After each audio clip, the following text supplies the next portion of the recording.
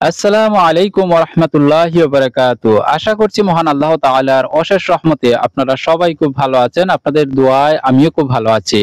সম্মানিত হাজরিন, আমরা যারা রুহানি আমল সম্পর্কে অবগত আছি এবং আমলগুলো করছিও, যারা রুহানি আমল করছেন এবং যারা অন্যান্য আমলগুলো করেন, যেমন প্রত্যেক দিনের যে আমলগুলো আছে বা হঠাৎ যে আমলগুলো আপনারা করেন, হঠাৎ করে সূরা ইখলাসের আমল আছে, বিভিন্ন আমল আছে না?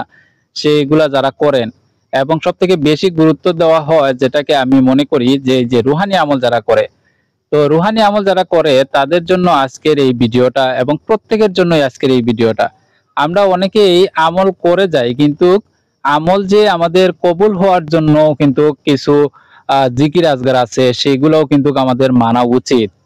কারণ আমরা জানি না যে আমাদের অনেক অনেক সময় বিভিন্ন সমস্যার কারণে বা অনেক নিয়ম না মানার কারণে কিন্তু অনেক সময় দেখা যায় যে রুহানি আমলগুলো কবুল নাও হতে পারে, তাই না?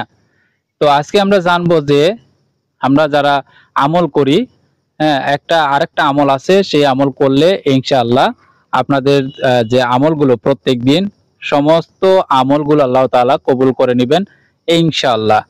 তো আমি যারাই আমল করেন না কেন, হ্যাঁ, এই যে রুহানি আমল বলেন আর এমনি যে কোনো আমল করেন না কেন, সবসময় নিয়মের ভিতরে থাকার চেষ্টা করবেন। নামাজ পড়বেন ৫ ওয়াক্ত, হ্যাঁ, মিথ্যা কথা বলবেন না, হারাম খাবার খাবেন না, হারাম ইনকামও করবেন না, হ্যাঁ, কারো উপর জুলুম করবেন না, কারো সম্পদ আত্মসাৎ করবেন না। মহিলারা পর্দাশীল হবেন, যথেষ্ট পরিমাণ পর্দাশীল হবেন। স্বামী থাকলে স্বামীর কথা মতো চলবেন, স্বামীকে সন্তুষ্ট রাখবেন।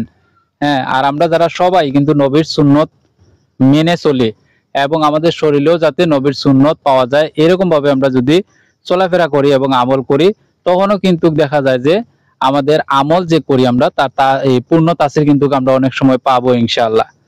তো আমরা যারা আমলগুলো করছি, আরেকটা আমল আছে, এই আমল করলে হ্যাঁ সমস্ত সব আমল আল্লাহ তাআলা ইনশাআল্লাহ আপনার কবুল করে নেবেন। সেই আমলটা কি?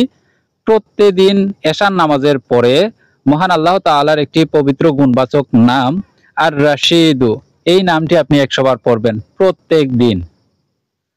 প্রত্যেক দিন আপনি এই পবিত্র গুণবাচক নামটি ১০০ বার পড়বেন এশার পরে। আপনি এশা নামাজ পড়লেন, এশা নামাজ পরেও কিন্তু জায়নামাজে বসে বা মসজিদে বসে কিন্তু এই নামটি আপনি ১০০ বার জিকির করবেন একাগ্র চিত্রে, কোনো দিকে লক্ষ্য রাখবেন না। একমাত্র আপনি যখন জিকির করবেন তখন একদম গভীর মনোযোগ সহকারে আমলগুলো করবেন, এই আমলটা করবেন। এই জিকির আজগার যে আপনি মহান আল্লাহ তাআলার যে আরো নামগুলো রয়েছে, গুণবাচক যে নামগুলো রয়েছে, যে কোনো সময় যদি জিকির করেন গভীর মনোযোগ সহকারে পড়বেন। আশা করি এই ভিডিওটা কিসের জন্য তৈরি করা হয়েছে আপনারা বুঝতে পেরেছেন। তো দেখা হচ্ছে পরবর্তী কোনো ভিডিওতে আবারও। আসসালামু আলাইকুম ওয়া রাহমাতুল্লাহি ওয়া বারাকাতুহু।